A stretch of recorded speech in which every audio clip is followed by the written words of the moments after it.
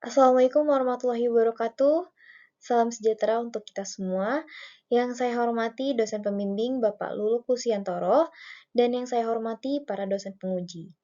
Perkenalkan, saya Anggita Ramadanti yang pada saat ini akan mempresentasikan hasil tesis yang berjudul Analisis Tingkat Kinerja Aplikasi KHSE dalam Pelaporan Kinerja KHSE di PT Waskita Karya. Baik, pertama-tama kita masuk ke pendahuluan yaitu latar belakang. Seperti yang kita tahu, industri konstruksi memiliki tantangan tersendiri seperti keselamatan kerja, masalah lingkungan, dan aspek regulasi yang ketat.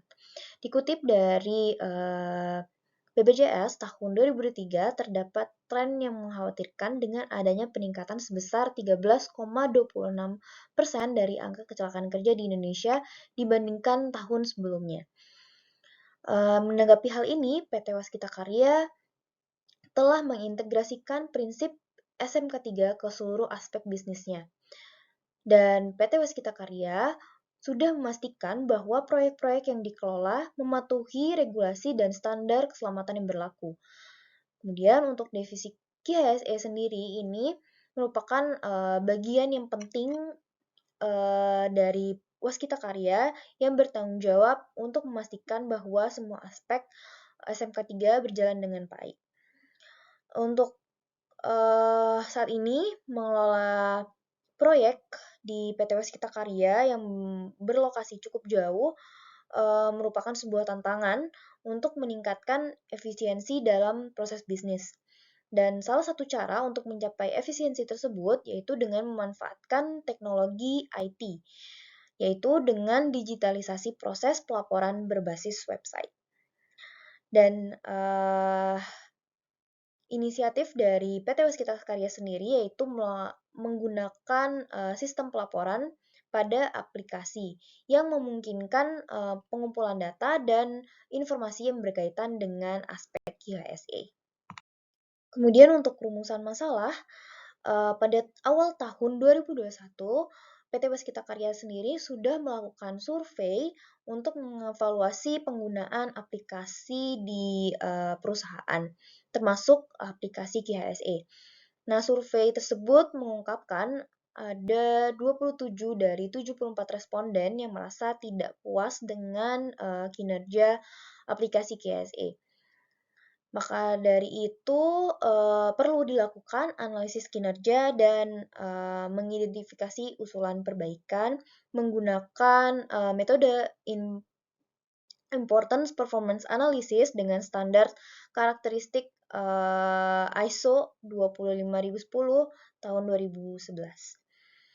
Untuk pertanyaan penelitian, yaitu yang pertama, bagaimana tingkat kinerja aplikasi KHSE, apa saja atribut, dan juga rekomendasi yang diberikan untuk meningkatkan kinerja aplikasi KHSE.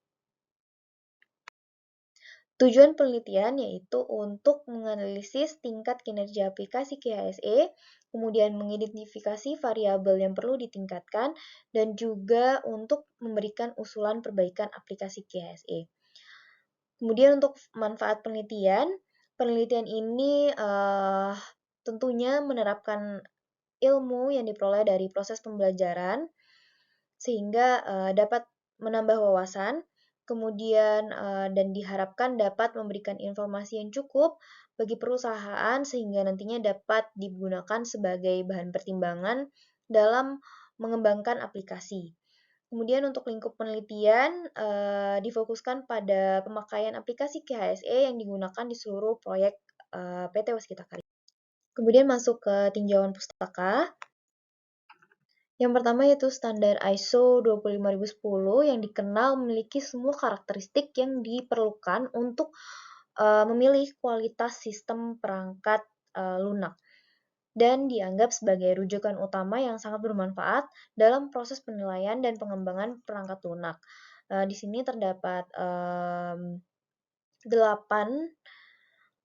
karakteristik yang memiliki masing-masing subkarakteristik. Kemudian Importance Performance Analysis merupakan suatu metode yang digunakan untuk mengevaluasi kinerja atau suatu organisasi atau sistem dengan mengidentifikasi faktor-faktor kinerja.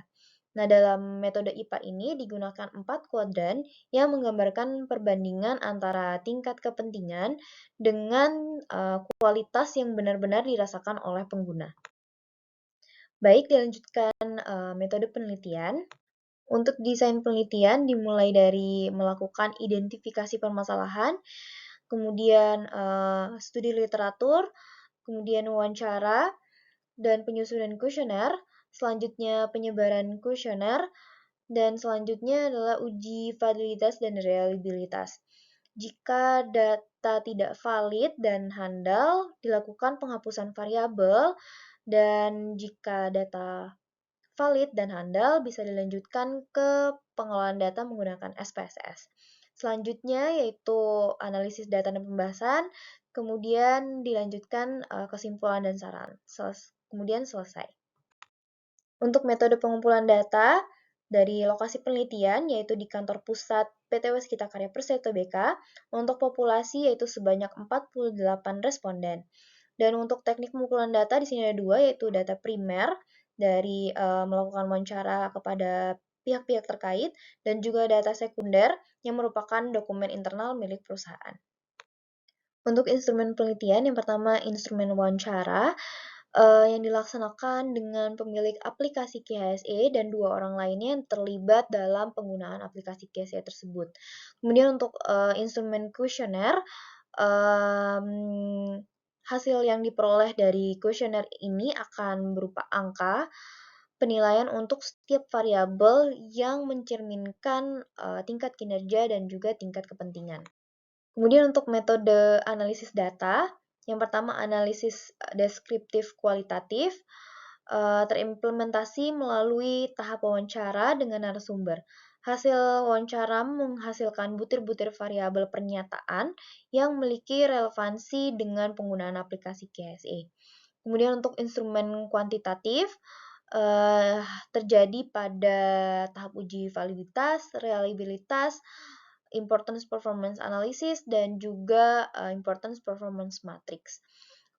Pada analisis IPA dilakukan dalam 2 sesi, yaitu sesi penilaian tingkat kinerja dan juga penilaian tingkat kepentingan. Kemudian ditentukan rata yang kemudian dipetakan dalam kuadran importance performance matrix. Selanjutnya masuk ke hasil penelitian. Yang pertama yaitu hasil wawancara. Wawancara pertama dilakukan kepada HSE Manager selaku pemilik produk, kemudian wawancara selanjutnya dilakukan oleh HSE Senior Expert, dan yang terakhir adalah IT Operation and Data Analytics Officer. Wawancara dan narasumber menghasilkan pernyataan yang diintegrasikan ke dalam kuesioner sebagai landasan penelitian. Berikut pernyataan yang mencerminkan subkarakteristik dan karakteristik yang terdapat dalam ISO 25010 yang telah disesuaikan dengan kondisi operasional di lapangan. Terdapat 31 variabel dengan functional suitability 3 subkarakteristik, performance efficiency 3 subkarakteristik, compatibility 2 subkarakteristik, dan usability 6 subkarakteristik. Kemudian reliability 4 subkarakteristik, security 5 subkarakteristik, maintainability 5 subkarakteristik, dan portability 3 subkarakteristik. Untuk hasil kuesioner sendiri ini diberikan kepada 48 responden yang ditentukan dengan metode pervasive sampling berbentuk formulir elektronik melalui platform Google Form. Nah, bisa dilihat sendiri variabel masing-masing dari variabel ini terdapat 48 responden. Setelah responden memberikan penilaian pada kuesioner, langkah selanjutnya adalah menguji validitas. Perhitungan uji validitas yang dilakukan dengan menggunakan perangkat lunak SPSS. Dan berdasarkan hasil validitas, semua variabel di atas 0,284, yaitu nilai R-nya, maka hasil tersebut mengindikasikan pendekatan ISO 25000 tersebut adalah valid. Langkah selanjutnya adalah melakukan uji reliabilitas pada kuesioner yang telah dinilai oleh responden. Dari hasil uji reliabilitas menunjukkan tingkat kehandalan yang baik dari segi kinerja maupun kepentingan dengan nilai di atas 0,60. Dan hal ini mengindikasikan bahwa variabel yang digunakan dalam penelitian sangat handal atau reliable. Kemudian dilakukan perhitungan nilai indeks kinerja dari dua aspek, yaitu penilaian kinerja, tingkat kinerja dan tingkat kepentingan, dan diperoleh angka masing-masing 3,315 dan 4,031. Kemudian untuk tingkat kesesuaian keseluruhan variabel yaitu 82%. Selanjutnya, gap analysis. Pada tahap ini dilakukan perbandingan antara nilai kinerja yang diharapkan dengan nilai kinerja yang diberikan pada aplikasi KHSE. Gap positif terjadi ketika nilai persepsi pengguna melebihi harapan, menandakan kepuasan pengguna terhadap kinerja aplikasi. Dalam analisis ini didapatkan 10 variabel. Sebaliknya, gap negatif terjadi ketika nilai harapan konsumen lebih tinggi daripada persepsi, mengindikasikan ketidakpuasan atau kurang puas pengguna terhadap aplikasi KHSE. Dalam analisis ini didapatkan 21 variabel. Variabel sebanyak 31 sudah dilakukan analisis kinerja dan performanya. Hasil tersebut dimasukkan ke dalam IPM dengan hasil sebagai berikut. Dari total variabel tersebut terdapat 8 variabel yang terletak di kuadran 1, 19 variabel yang terletak di kuadran 2, 4 variabel yang terletak di kuadran 3, dan tidak ada variabel yang terletak di kuadran 4. Wilayah kuadran 1 menampilkan variabel-variabel yang dianggap penting oleh responden, tapi pada kenyataannya variabel ini belum mencapai tingkat kepuasan yang diharapkan. Strategi ini perlu perbaikan secara berkelanjutan, dan strategi perbaikan ini diimplementasikan melalui focus group discussion dengan melibatkan pengguna dan juga IT.